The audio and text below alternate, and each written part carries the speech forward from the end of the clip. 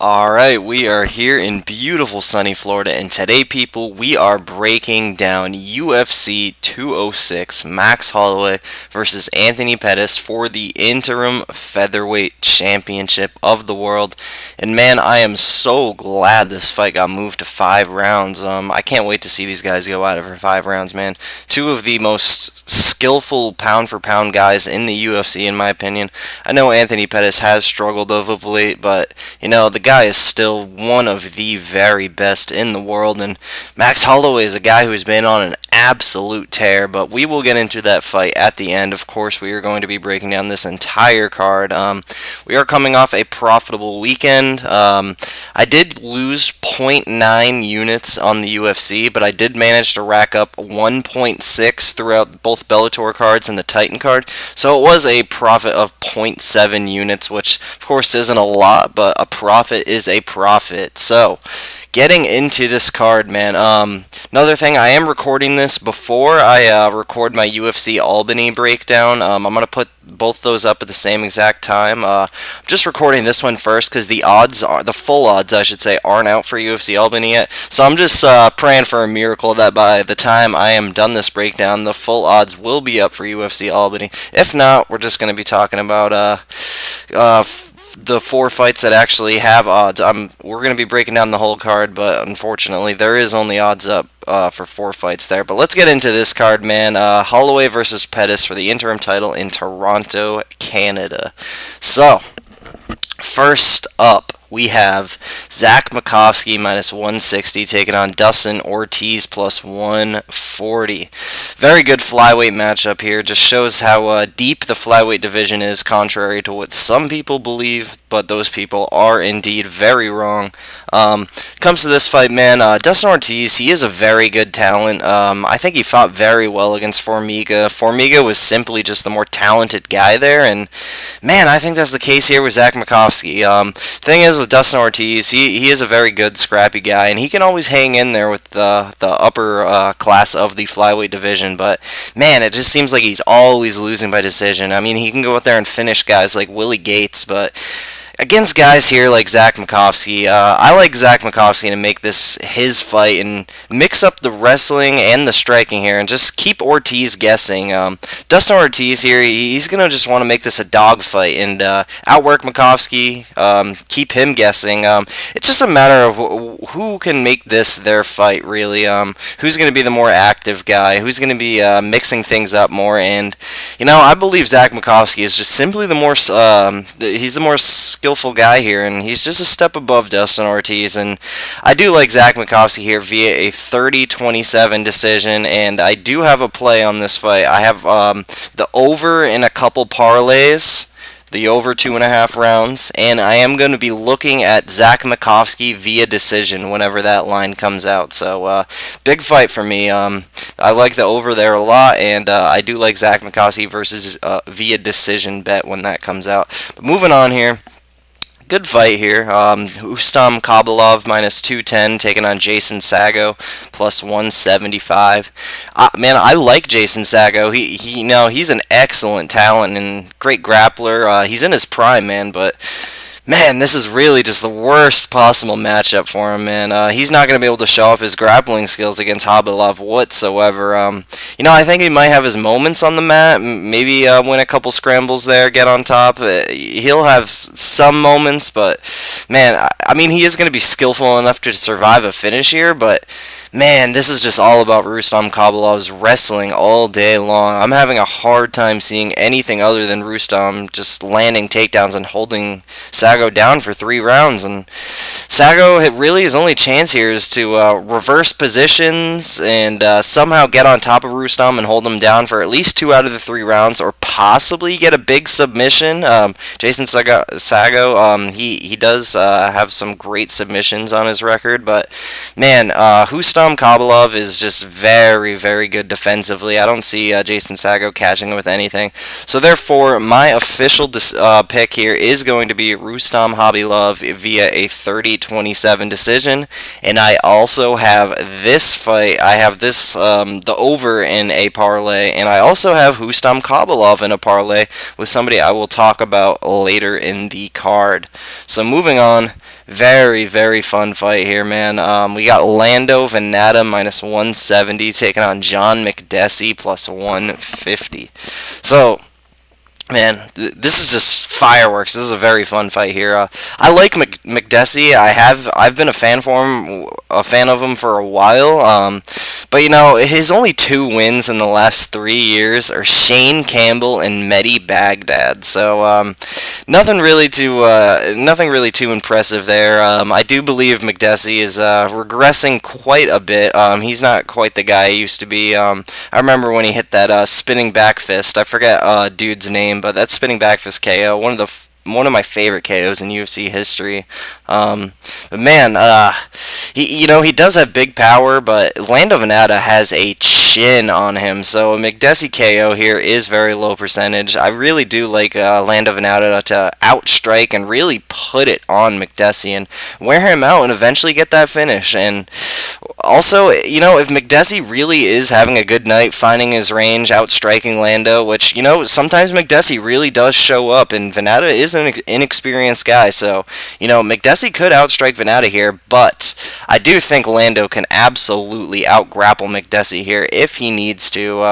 I like Vanatta to land some takedowns and possibly get a submission of his own. Vanatta has a lot of choke. He's choked a lot of people out in his day, so I just like the more sharper at this point in their career, Lando Vanatta. And my official pick is going to be Lando Vanatta via a second round TKO, and I do have 1.5 units on Lando Vanatta at minus 130.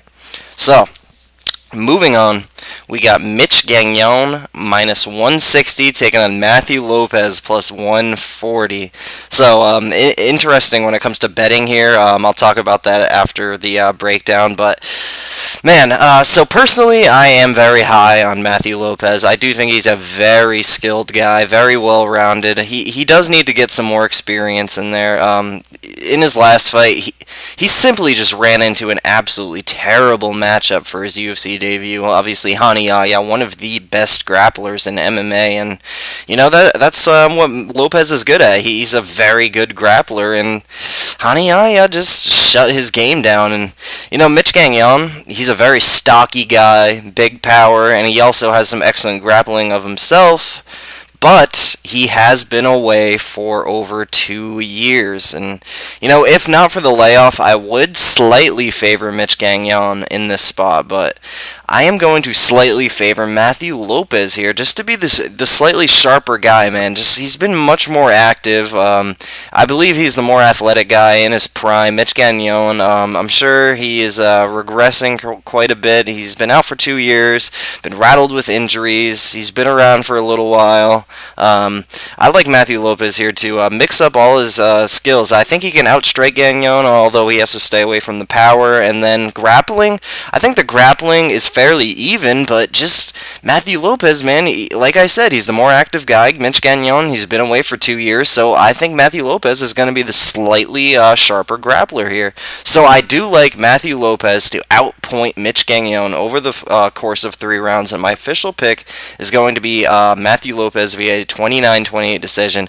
Now, obviously, Matthew Lopez sitting at plus 140 right now. I haven't quite pulled the trigger. I do plan on it. I'm waiting for plus 150. If it doesn't go there, it is what it is. If he never gets to plus 150, if it goes the other way, then, it is what it is. I'm not going to make the play. But if it goes downwards and then it comes back up to plus 140, I might just take the stab. We're just going to see how this line goes in the next few days. But although my official pick right now is Matthew Lopez via decision. So moving on here. First ladies match of the card, only ladies match of the card here. We got Valerie Letourneau minus 175 taking on Viviane Pereira plus 155. Man, So I like Pereira, man. She's a very scrappy, good fighter. She really is no slouch at all. She's very good standing. She's very good grappler. She's a tiny little she's a tiny little strawweight. She's got big power. She's knocked some girls out flat, cold. She's put together a very impressive 12-0 record in Brazil. However, three things here are keeping me from picking her against a very tough Valerie Letourneau.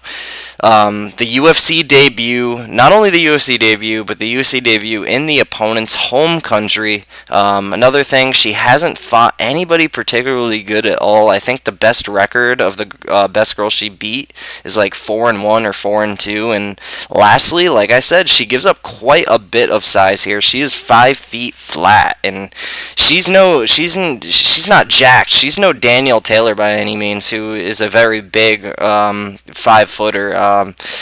Pereira she's pretty small for the division. Valerie Letourneau, she's one of the biggest 115 pounders there is. That's what I believe just kept her in the fight with Joanna Jędrzejczyk, is just her size and toughness alone. She's very big for 115, and man, Pereira, she has to put forth a lot of pressure and land a lot of big bombs on Letourneau and just keep it her fight, but man, I like Letourneau here to keep distance standing and look to mix up takedowns, but she's got to be careful of Pereira's jiu-jitsu. She's got very good jiu-jitsu.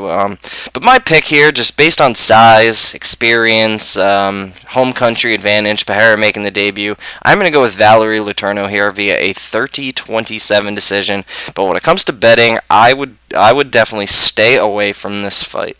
But moving on, we got Olivier Aubin Mercier minus 165 taking on Drew Dober plus 145.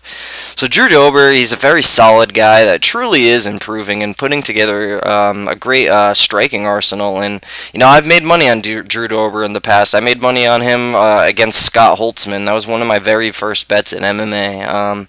But man, he did have that last striking performance, that really great performance. It was against Jason Gonzalez, who is a very good tall man defense. Dober just ate him up, so we don't know if Drew Dober can really hang with the top of the division. And Olivier Aubin Mercier, I would say, is the top of the division, man. This guy's grappling is elite, man. He's got some things to work on in the striking, but he really is improving his striking. I think Dober might have the advantage there, but man, the key to Aubin Mercier's victory is clearly the grappling, and I'm not sure Dober will have any success defending takedowns or getting back to his feet. I really like OAM here to outgrapple and ground and pound Dober and eventually finish him in the third round. Olivier Aubin Mercier is a very good third round prop bet guy. Him, Colby Covington, a lot of the wrestlers and grapplers, but my official pick here is going to be Olivier Aubin Mercier via a third round submission, and I do have OAM in a parlay with Hustam Khabilov. I do have 1.5 units on that at plus 148. So moving on to the last prelim of the night. Very good fight. Probably, I would say, man, this is probably my second or third favorite fight on this card, man. I would say the two very best light heavyweight prospects here. We got Misha Cirkunov minus 115 taking on Nikita Krylov minus 105. Man, I love both these guys, honestly. I wasn't sold on Nikita. I really wasn't sold on Nikita at all, but he has shown massive improvements, and I've said this many times. The number one thing I look for in MMA fighters is rapid improvement, and Nikita Krylov has shown rapid improvement with his striking. So, and don't get me wrong, Misha Cirkunov has great striking with big power, but I think Nikita Krylov is much sharper striking, and I think he can piece Misha Cirkunov up there. However, I think Misha Cirkunov has excellent takedowns, amazing jiu-jitsu, and he's going to shine against Krylov there, or Krylov. I'm probably saying his name wrong. I've seen so many people say his name different ways, but man, I think Misha Cirkunov is going to be able to put on a grappling clinic here on Nikita Krylov. Of course, if Nikita can keep this standing, I really do like him here, not only to outstrike him over the course of 3 rounds, but to knock out Cirkunov.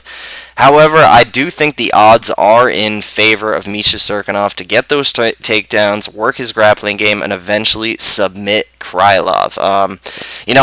I'm sure Nikita has improved his jiu-jitsu, but man, getting Von Flue choked by OSP is something I can really just never forget, man. It's just one of those things that it always sticks out whenever I think of Nikita Krylov. But, man, my official pick here is going to be Misha Cirkunov via a second round submission, and I do have Nikita Krylov in a half unit 3-leg parlay. I will talk about at the end. Of course, stick around to the end. I will go over all my plays for this card. Moving on to the first fight of the pay-per-view portion. We got Jordan Meehan coming out of retirement, minus 160, taking on Emil Meek, plus 140. So, very weird matchup here. Fun matchup. I think this fight is going to be absolute fireworks. But weird matchup. Jordan Meehan, first fight back after retirement in 2 years, versus a young guy making his UFC debut. I was very high on Jordan Meehan. I was a huge fan of him before he retired. Very well-rounded, experienced guy in his athletic prime when he retired, really. He's one of these guys who's been training in MMA since he was about 12, 13 years old. And it's funny, him and Rory McDonald actually had a fight in like early 2000s. Both guys were like 16, 17 years old. And it's funny how things turned out, how they both ended up so good and taking out top guys in the UFC. But I'm glad to see Jordan Meehan back here. I hope his mind is right. But Emil Meek, very impressive against Husamar Palhares. However, I do think he is a little overrated because of that win. He's just a very well-built, powerful guy that took advantage of Palhares' bad takedown attempt, man. He just elbowed him.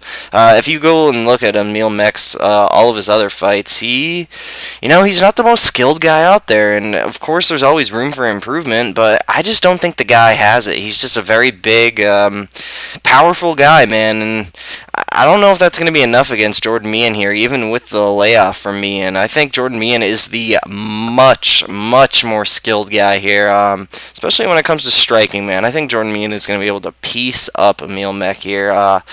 Jordan Meehan, he was absolutely destroying Thiago Alves before getting hit by that body kick, and that body hit would have taken out 95% of the division anyway, so it is what it is. I wish Jordan Meehan just would have stuck around and never retired. If he would have been active this entire time and Emil Meek comes in and fights a active Jordan Meehan, I would peg Jordan Meehan as like a minus 300 here, man. I'd be very confident in Meehan. I still am going to go with Jordan Meehan. My official pick here is going to be Meehan via first round TKO, and I do have a play on Jordan Meehan. Fortunately, he was down to minus 110 at one point, and I managed to pick up 1.1 unit bet on Jordan Meehan at minus 110 to get 1 unit there. But official pick, Jordan Meehan, first round KO. Moving on here, Tim Kennedy also making his long-awaited return, minus 155, taking on Kelvin Gastelum, plus 135. So, man, it's funny how this works, man. Kelvin Gastelum, obviously, he's really one of the most disliked guys in MMA right now, just because of all the fuck-ups he's doing with the weight cuts and, ruining fights off of the greatest cards of all time and just continuously messing up. However, Kelvin Gastelum is a very, very good fighter who is massively improving. Honestly, man, his boxing against Johnny Hendricks was so sharp, so good, and I know most people out there think Johnny Hendricks is shot. I don't. I think Johnny Hendricks is still a very good fighter, and I was very impressed to see what Kelvin Gastelum did to Hendricks there. I bet on Gastelum as an underdog there. That cashed, and I am betting on Kelvin Gastelum as an underdog here at plus 140. I am going to go with Kelvin Gastelum via decision. Tim Kennedy, obviously, he's going to have some size here.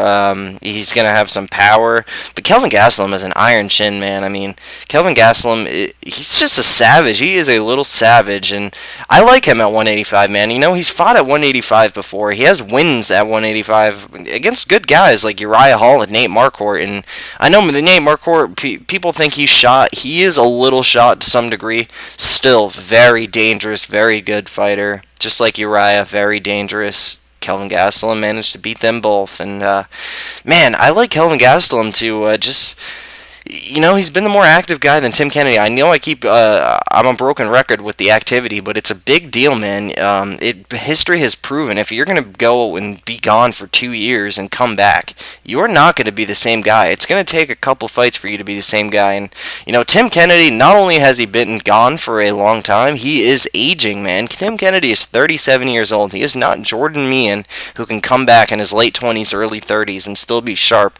Tim Kennedy, obviously, he has some good skills. He's got that wrestling. He's going to be looking for takedowns, and he might get them just from his size alone. But man, Kelvin Gastelum is a great wrestler, and I think he can. I think he can stuff a majority of the takedowns. And even if Kennedy gets him down, I like Kelvin Gastelum in the jiu-jitsu department here. I think he's very dangerous, and I am going to go with Kelvin Gastelum via a 29-28 decision here. I think he can outbox Tim Kennedy, and I think he can maybe land some takedowns of his own. But I think he's going to look to outstrike Tim Kennedy there. And obviously, like I said, I do have a 1-unit play on Kelvin Gastelum at plus 140. So, moving on to possibly just one of the most fun fights on this card. I would say this is probably... It's between this or the Cirkunov fight for my second favorite fight of the card. Cub Swanson plus 185 taking on Doo-Ho Choi minus 225. So like I said, just amazing matchup. I'm super stoked for this fight. Two strikers here, new blood striker versus a veteran striker. What can you say about Doo-Ho Choi, man? He has come in and looked so impressive. He is super crisp, super lethal, very high-level striker. Cub Swanson is a vet, man. I would say Cub Swanson is more creative with his strikes, and he's also very lethal. And man, if these guys sit there and bang it out, we are going to witness a crazy fight, guys. Somebody is going to get knocked out if they choose to stand and bang. But man, I don't know. Cub Swanson, I like Doo-Ho Choi to have a very successful, especially first 3 minutes. I think he's gonna, piece Cub Swanson up a bit. I think he can knock out Cub Swanson in the first 3 minutes. If Choi is gonna knock out Cub Swanson, it is going to be in the first 3 minutes. And if Cub Swanson survives that first 3 minutes, I do like him to absolutely take over with his veteran experience. And another thing to note, Choi, he has not been tested in the wrestling and ground game. And, Cub Swanson is not the best wrestler in the world, but he does have very good wrestling. And I think he can take advantage of that on Doo-Ho Choi. I think Cub Swanson is a more well-rounded guy here. Although Choi is crisper on the feet, I like Cub Swanson's well-roundedness here. And like I said, I expect Choi to have a very successful first 3 minutes, but Cub Swanson being the vet, I think he's going to figure Choi out and take control at the end of the first round or the early second, and I think he is going to get a finish of his own. Also worth noting, Cub Swanson, Jackson's MMA behind him, who will give him a very great game plan. I'm sure they studied Doo-Ho Choi for hours and figured out that striking game, so this is a pick'em fight in my eyes, honestly. I think it is very, very possible for Doo-Ho Choi to go out there and get a first 3 minute KO on Cub Swanson, but my pick is going to be with the more experienced at the high level Cub Swanson via an early second round TKO. Obviously at the odds, I do have a 1-unit play on Cub Swanson at plus 180. So moving on to the co-main event here. Good fight. I wouldn't rank it in my top 3 of the card just because of how dominant I think this fight's going to be. It is going to be fun while it lasts, but we got Donald Cowboy Cerrone minus 265 taking on Matt Brown plus 225. Man, like I said, how fun is this matchup, man? Very, very fun. Unfortunately, I do think Matt Brown is entering his downfall here, and against a guy like Donald Cerrone, who really has found the second coming of his career at 170, it's going to be tough for Matt Brown. And man, it's funny, so many people wrote Donald Cerrone off after that second RDA loss. I was there. I saw RDA just destroy him in a minute. I'm like, what is Donald Cerrone going to do from here on out? I think he might be a little too small for welterweight. I don't see him ever getting back to a title shot at lightweight. What is Donald Cerrone going to do? And man, was I wrong about him at 170. He is filled out quite nicely. He's got a nice little speed advantage there. He's doing such a good job mixing his wrestling and his wrestling and striking. He's done the same thing. both his welterweight fights against Cote and Story. He's taken the guy down in the first minute, kept him guessing, and he was able to just piece him up on the feet. And man, I don't even think Donald Cerrone is going to be able to need to take down Matt Brown here. I think he can just strike him up and just have his way with Matt Brown. Matt Brown, his biggest attribute back in the day was his durability and toughness, but eventually the durability goes away for everybody. It happens to everybody, and I do think it is gone for him at this point.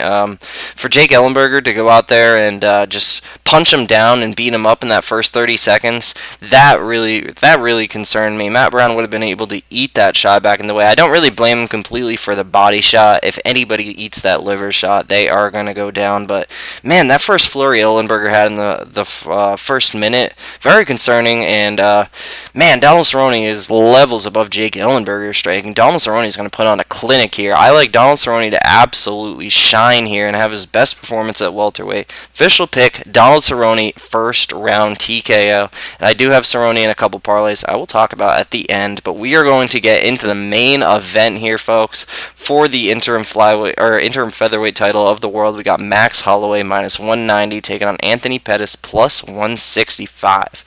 So, like I said earlier, man, I'm so happy this fight is 5 rounds. It makes things very interesting. I'm not really sure who benefits from it, though. I think Max has the better cardio, but I think Pettis, especially with Pettis cutting down to 145, but man, Pettis has that 5-round experience. Holloway doesn't have the 5-round experience. Pettis does. And man, before tape study, I was much, much more confident in Max Holloway, but man, I think people are just underestimating the skills of Anthony Pettis. Obviously, elite taekwondo, elite jiu-jitsu. He is dangerous at all times on the mat, on the feet.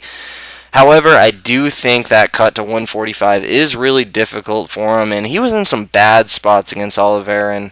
And Max Holloway, his skills have been rapidly improving every single fight, and at this point in their careers, especially with Pettis killing himself to make 145, I think Max Holloway is simply the sharper martial artist at this point in their careers. I like Max to fight smartly and slightly outstrike Pettis and maybe mix up wrestling, where obviously Pettis has the really bad disadvantage here. Pettis is shown to be susceptible to wrestling in a lot of his fights. I think Max Holloway could possibly pull a card out of the Eddie Alvarez book and try to wrestle him up for a little bit, but I do think the majority of this fight's going to be striking, but I like Max Holloway to slightly outstrike Pettis. I do like this fight to go to decision. I think all the rounds are going to be close, but I like Max Holloway to slightly win them all, man. I am going to go with Max Holloway via a 50-45 decision, and I do have Max Holloway in a parlay. Just an amazing fight, guys. I seriously cannot wait for this, but I am going to go over my bets for UFC 206. I currently have 9, and I'm looking at a 10th with Matthew Lopez, but we will see what happens. Got 1.5 units on Lando Vanatta to win 1.2, 1 unit on Swanson to win 1.8, 1 unit on Kelvin Gastelum to win 1.4, 1 unit on the Choi Swanson under 1.5 rounds at plus 140. And then I got 5 parlays here. I got 1 unit on Cerrone and Holloway to win 1.1. I have 1.1 on Cerrone and the Khabilov over to win 1 unit. I have 1.5 units on the Khabilov over, parlayed with the Ortiz over to win 1.5. I have 1.5 on Khabilov and OAM to win 2.2. And I have a half unit 3-leg parlay on Misha Cirkunov, Donald Cerrone, and the Ortiz over. So that is going to do it for me, folks. Very long video here. This is the longest one I've done by far. But very good card here. A lot to talk about. So I'm not really mad about this video going long at all, but thank you so very much for watching, guys. Please remember to like the video. It just takes 2 seconds every day. Remember to subscribe to the channel and go ahead and retweet my tweet of this breakdown. And of course, if you're not following me on Twitter, go and do that up. We are now over 520 followers, which is very nice. But yeah, man, go check out my UFC Albany breakdown if you have not checked that out yet. Thank you guys so very much for watching, and enjoy the fights.